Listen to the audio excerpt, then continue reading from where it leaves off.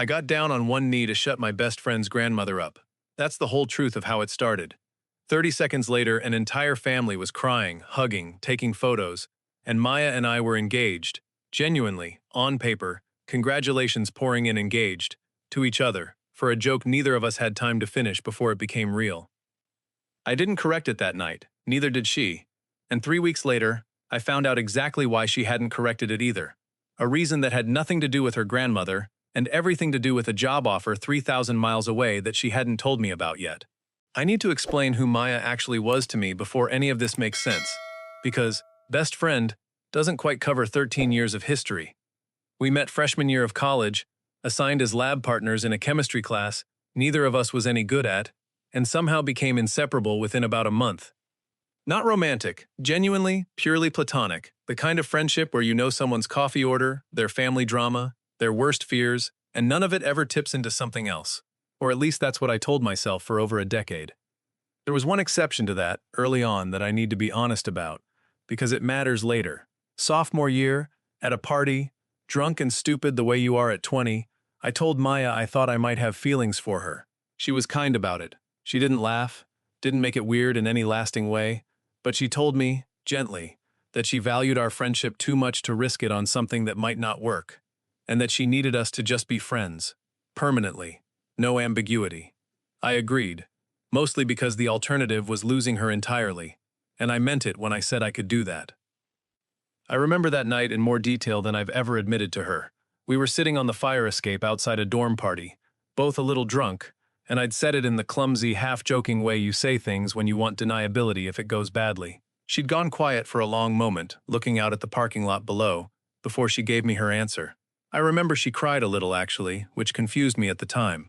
I'd expected discomfort, maybe pity, not tears. I didn't understand until years later, turning it over long after the fact, that the tears probably meant something closer to what she eventually told me on that Seattle offer night, that some part of her wanted to say yes, and was frightened enough of that wanting to say no instead.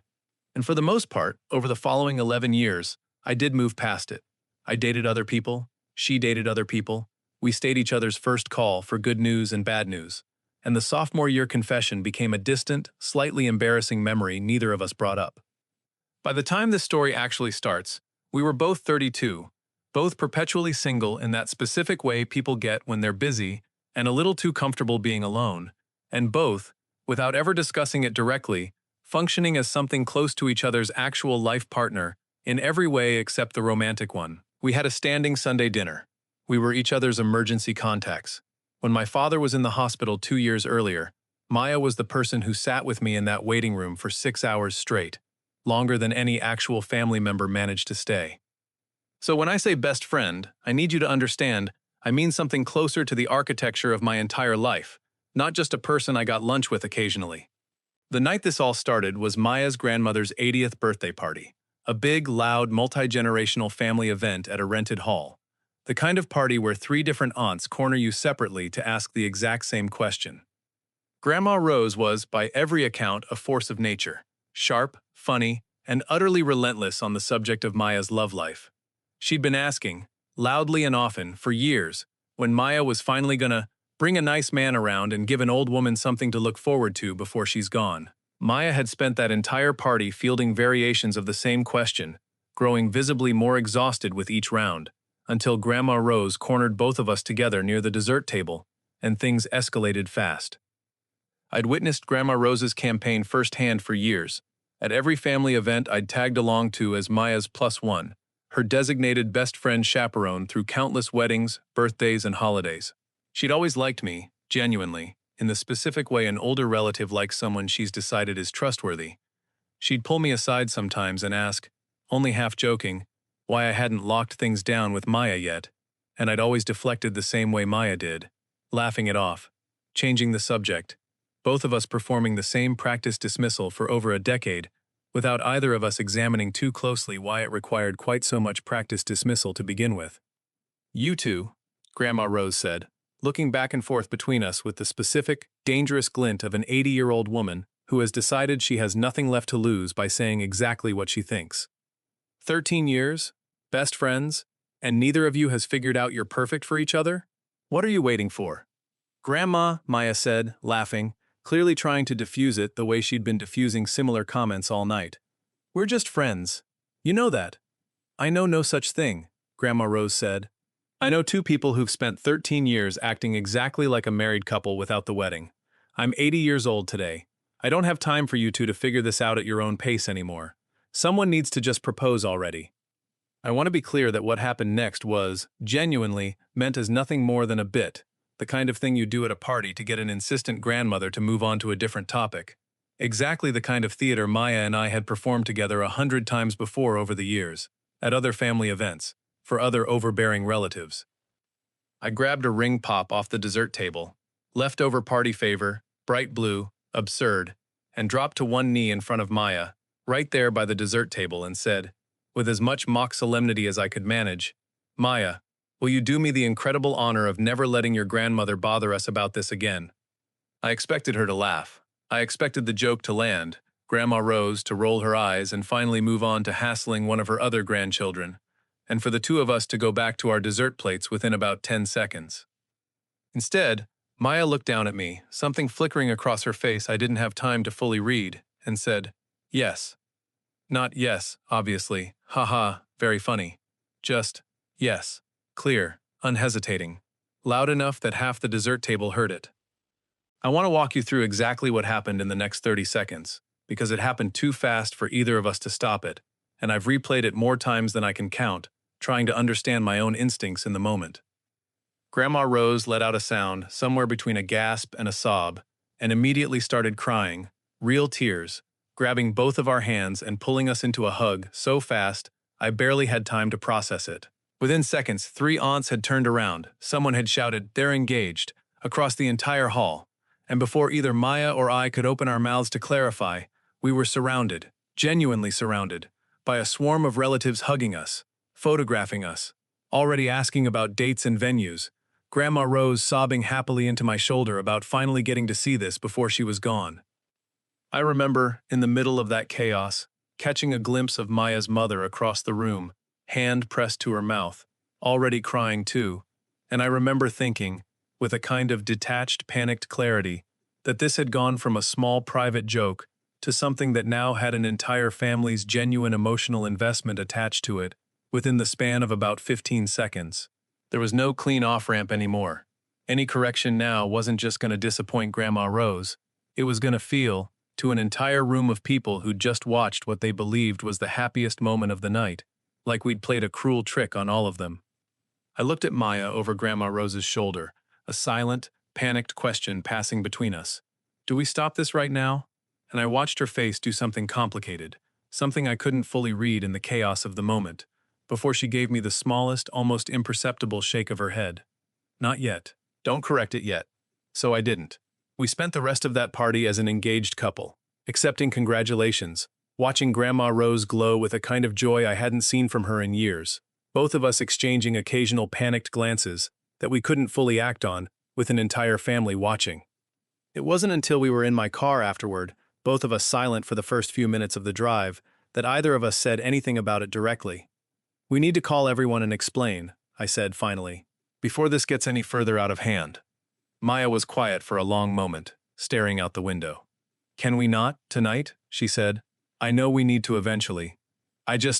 Did you see her face? I haven't seen her that happy since Grandpa died. I don't want to be the one who takes that away from her tonight, on her actual birthday, over something we could clarify tomorrow just as easily." "Okay," I said. "Tomorrow then." Tomorrow didn't happen. Neither did the day after that, or the week after that. I won't pretend I fully understand, even now, why neither of us pushed harder to correct it immediately. Some of it really was about Grandma Rose's happiness.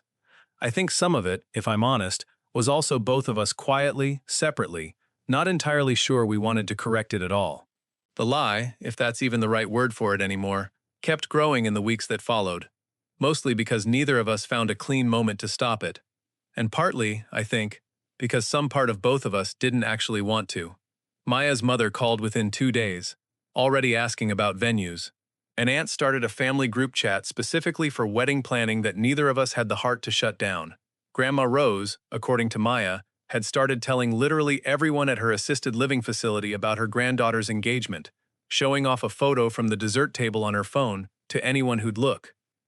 I think we've missed the window to correct this cleanly, Maya told me. About 10 days in, sitting on my couch with a very serious expression that didn't fully match the absurdity of the situation. I think if we tell people now, it looks less like a misunderstanding and more like an actual breakup. Grandma's going to be devastated either way at this point. So what do we do? I asked. Just stay engaged, indefinitely, to two people who aren't actually together? I don't know, she said. I genuinely don't know. What I do know is that I'm not ready to be the reason my grandmother cries again this month, and I'm hoping you're not either. We settled, without ever fully deciding to, into something strange. An engagement that existed publicly, performed for family events and phone calls, while privately we both continued acting, mostly, like the two best friends we'd always been. Mostly.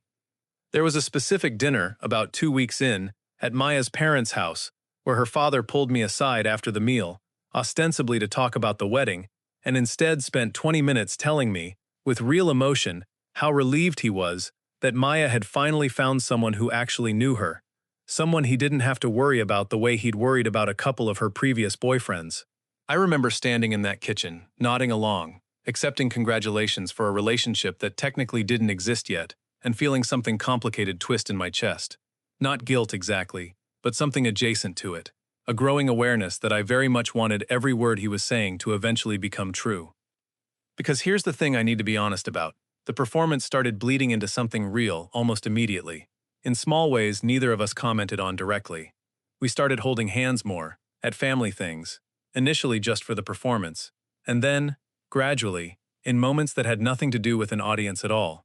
I remember one Sunday dinner, just the two of us, where she reached for my hand across the table out of what had become pure habit, and neither of us let go for the rest of the meal, and neither of us mentioned it afterward either, both of us apparently agreeing, silently, not to examine it too closely yet.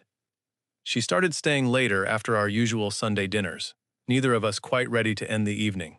I caught myself, more than once, looking at her across my kitchen table and feeling something that felt uncomfortably similar to that sophomore year confession I'd spent 11 years successfully burying.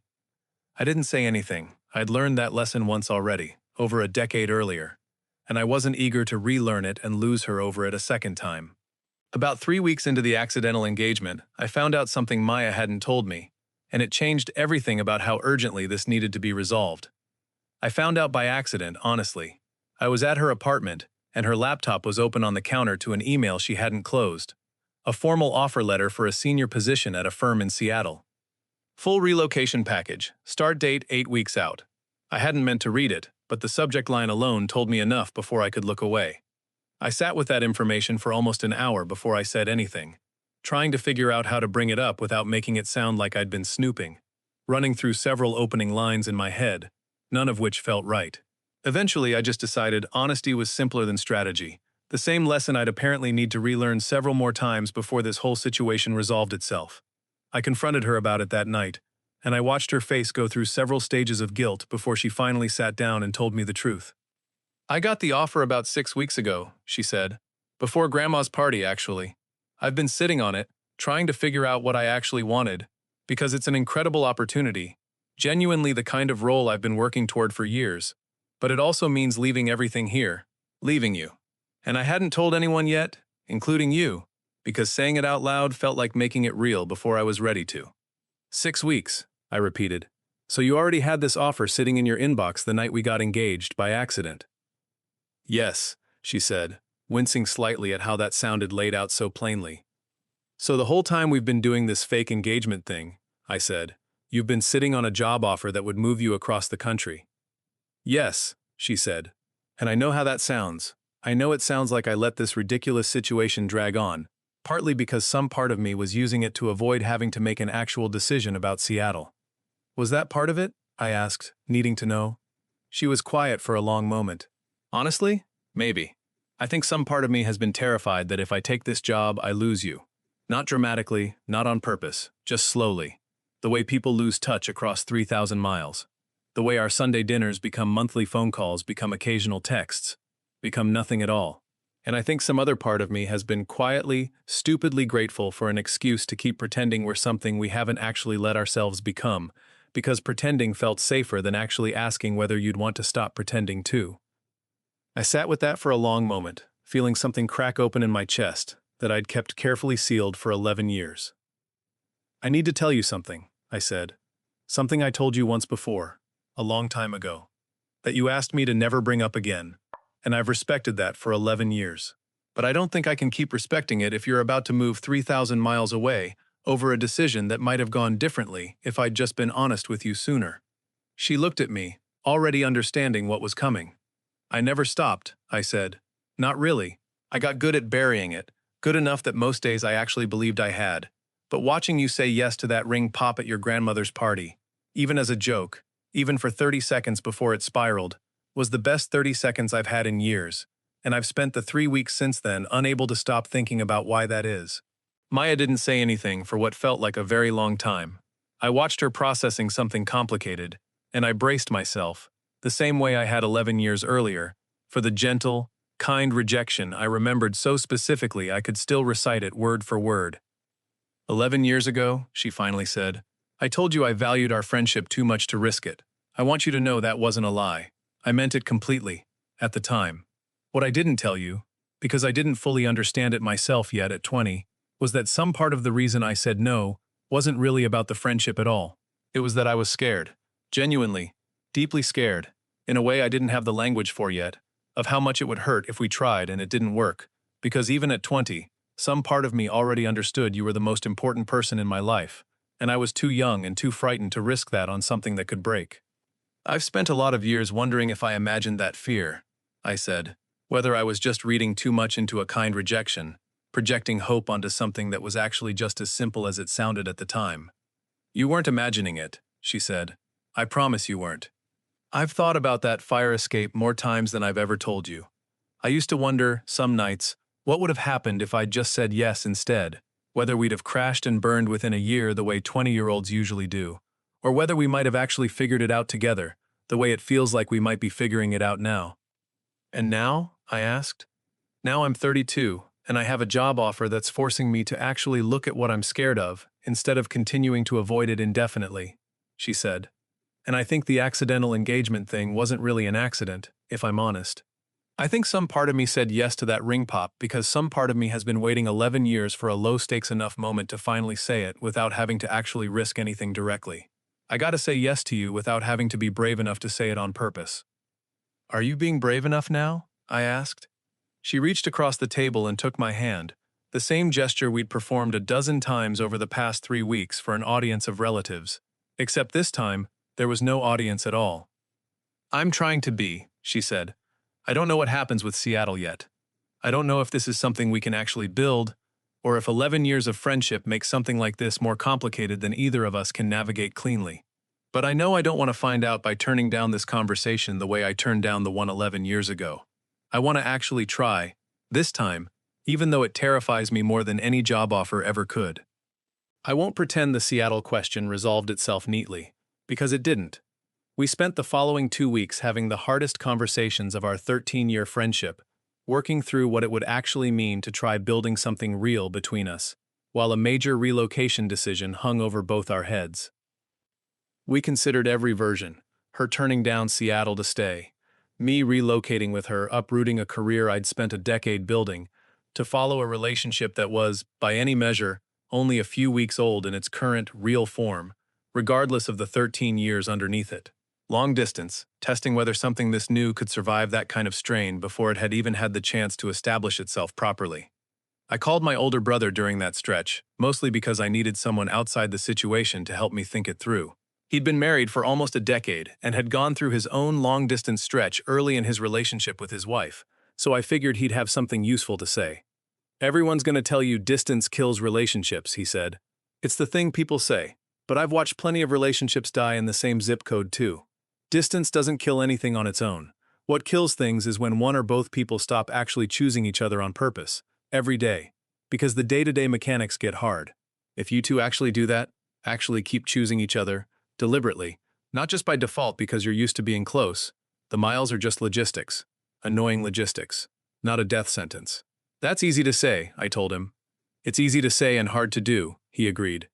"But you didn't ask me if it was going to be easy, You asked me if it was possible. I don't want you to give up Seattle for me, I told Maya, about a week into these conversations. Not because I don't want this. I do, more than I've wanted almost anything. But I don't want our entire relationship to start with you resenting a sacrifice you made too early, before we even know if this actually works long term. And I don't want you giving up your career to chase me across the country for something that's 3 weeks old, she said. Even if it doesn't feel 3 weeks old to either of us. We eventually landed on something neither of us initially wanted, but that both of us came to believe was actually the right call.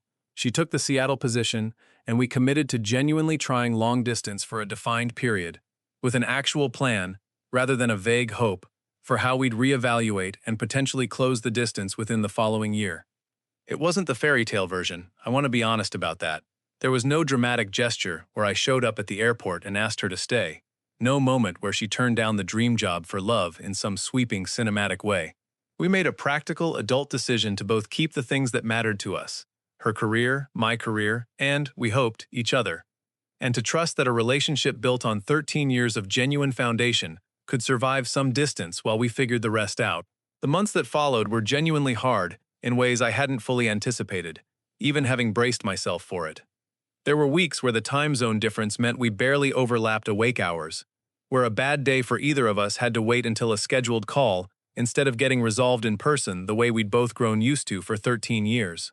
There was a particularly difficult stretch around month 5, when a small miscommunication over a missed call spiraled into the first real fight of our actual relationship, both of us raw and exhausted and, I think, both quietly terrified that this was the moment it would all fall apart the way we'd feared it might.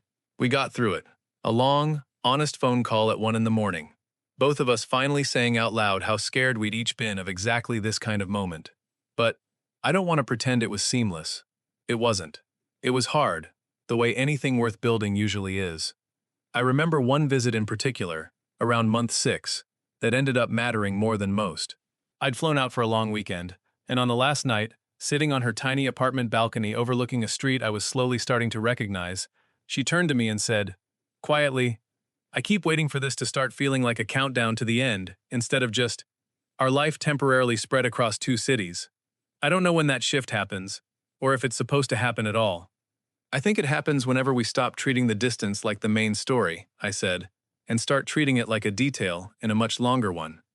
She was quiet for a moment, then smiled, small and tired and real. That's annoyingly wise for someone who once proposed to me with a ring pop.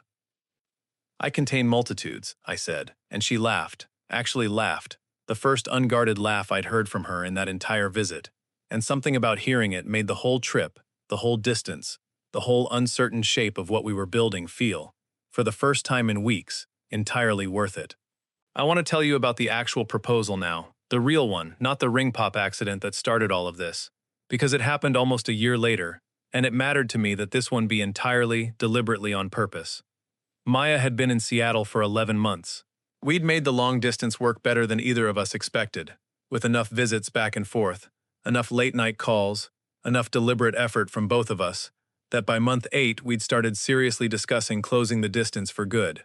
My job, it turned out, had a Seattle office that was actively looking to expand, and I'd quietly started the process of transferring, months before I said anything to Maya about it, not wanting to raise her hopes until I actually had something concrete to offer. I spent those 2 months navigating the transfer process, largely in secret, fielding a handful of increasingly suspicious questions from Maya about why I kept dodging plans on certain weekends, why I seemed distracted during a few of our calls, why I'd started asking oddly specific questions about neighborhoods in Seattle under the thin cover of just curious. She told me later she'd genuinely started to worry something was wrong between us, that my evasiveness had triggered exactly the kind of anxiety about distance and drifting apart that we'd both been trying so hard to manage. I felt guilty about that, in hindsight. I hadn't fully accounted for how my secrecy, however well-intentioned, might read from her side of 3,000 miles. There was one call, about 2 weeks before I finally flew out, where she'd asked me directly, voice tight with worry she was trying to keep out of it, whether everything was actually okay between us. I remember how badly I wanted to just tell her right then, to end her worry immediately rather than let the surprise run its course, and how hard I had to work to hold the line for just a little longer, promising her, honestly, that everything was more than okay, without being able to explain why I couldn't say more than that yet. She told me afterward that call had been one of the hardest of the entire year. Not because anything was wrong, but because she could hear that I was hiding something and had no way to know whether it was good news or bad. I flew out to surprise her the week my transfer was finally approved. I didn't tell her I was coming. I found her at the small coffee shop near her apartment where she worked some Saturday mornings. The same kind of ordinary setting where so much of our actual relationship had always unfolded. And when she looked up and saw me standing there, her face did something I don't think I'll ever fully be able to describe. Disbelief. Then joy. Then something that looked almost like relief. Like she'd been quietly bracing herself for this to eventually fall apart, and was only now letting herself believe it wouldn't. I told her about the transfer. I told her I'd be moving to Seattle within 6 weeks. She set down the coffee she'd been holding, hands slightly unsteady, and asked me to repeat it, like she needed to hear it twice to fully believe it wasn't some elaborate joke, a callback to the ring pop she still occasionally teased me about. "You're really doing this," she said. "You're really moving." "I'm really moving," I said. "I should have told you the second I started the process, and I'm sorry I didn't. I wanted to be sure I actually had something real to offer you before I let you hope for it."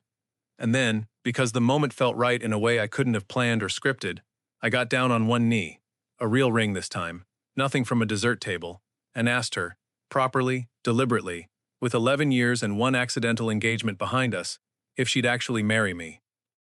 A couple at the next table had gone completely still, coffee cups frozen halfway to their mouths, clearly realizing they were witnessing something. The barista behind the counter had stopped steaming milk. I didn't notice any of it until afterward. In the moment, the entire coffee shop had narrowed down to just Maya's face, and the specific, overwhelming relief of finally saying the thing I'd buried for 11 years without a ring pop, without a grandmother forcing the moment, without anything standing between the words and the truth underneath them. "You already asked me this once," she said, laughing through tears, the whole coffee shop having gone quiet around us. "Technically, I already said yes." "That one doesn't count," I said. "That one was for your grandmother. This one's for us." "Yes," she said again, the same word, the same clarity, except this time, there was no ring pop, no dessert table, no audience of relatives forcing the moment into existence before either of us was ready. Just the two of us, on purpose, choosing each other after 13 years of getting almost everything about this exactly backward. We got married 8 months later, in a small ceremony that Grandma Rose, thankfully, lived to see, sitting in the front row and telling anyone within earshot that she'd known it all along, conveniently forgetting that knowing it all along had actually required her cornering us by a dessert table and refusing to let either of us leave until something happened. During the reception, Grandma Rose grabbed the microphone from the DJ, entirely uninvited, entirely in character, and insisted on telling the whole room the real story of how we got engaged, ring pop and all, much to the horror of the wedding planner and the delight of literally everyone else in attendance. She told it with visible pride, like she'd personally engineered the entire thing through sheer force of will, which, in a way, she kind of had. Maya's father found me afterward, laughing, and told me it was, without question, the best toast of the night, better than either of the actual speeches we'd carefully prepared.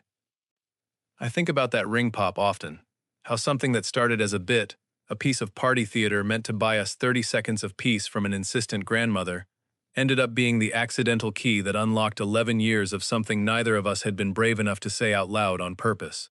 I think about how close we both came to never finding out, how easily that entire party could have gone differently if Grandma Rose had simply been in a different mood that night, if I'd grabbed a different party favor, if Maya had laughed off the joke the way I'd expected instead of saying yes. I think, too, about the version of this story where we did correct it immediately, that first night in the car, where I'd pushed harder to call everyone back and clarify before it went any further, where Maya's instinct to protect her grandmother's happiness hadn't overridden the more cautious impulse either of us might have followed on a different night. I don't know what would have happened to us in that version. Maybe, eventually, some other accident or some other moment of forced honesty would have gotten us here anyway. Maybe we'd have gone another 11 years, and then another, comfortable enough in the friendship to never risk disturbing it, right up until one of us married someone else, and the question became permanently, quietly closed. I don't like thinking about that version too long. I'm grateful, endlessly, that it's not the one that happened. Here's what I've come to believe. Sometimes the truth you've been too scared to say on purpose needs an accident to sneak through the door first. The ring pop wasn't really the proposal. It was just the crack in 11 years of careful avoidance wide enough for the truth to finally slip through. For both of us, at the exact same moment, in front of an audience neither of us had chosen but that ended up being exactly the push we both needed. Maya and I talk sometimes about what we'd tell our future kids about how we got together, and we've mostly agreed we're going to tell them the real version, ring pop and all, because I think there's something important in it, not just for them, but for anyone who hears it. The version where the big, brave, deliberate declaration doesn't have to come first. Sometimes it comes last, earned slowly, built out of 13 years of quiet loyalty and one accidental, 30-second crack in the careful distance we'd both maintained for over a decade. If there's one thing I'd tell anyone sitting on a feeling they've buried for years the way I buried mine, it's this. Sometimes you don't get a clean, deliberate moment to say the thing you've been too scared to say. Sometimes it happens by accident, in front of your best friend's grandmother, with a ring pop from a dessert table, and the only real choice you get is whether to correct it immediately or let the truth underneath the accident finally have its moment. I let it have its moment. I've never once regretted it. If this one got you, tell me in the comments. And if you want more real stories like this, subscribe. There's a new one waiting for you every week.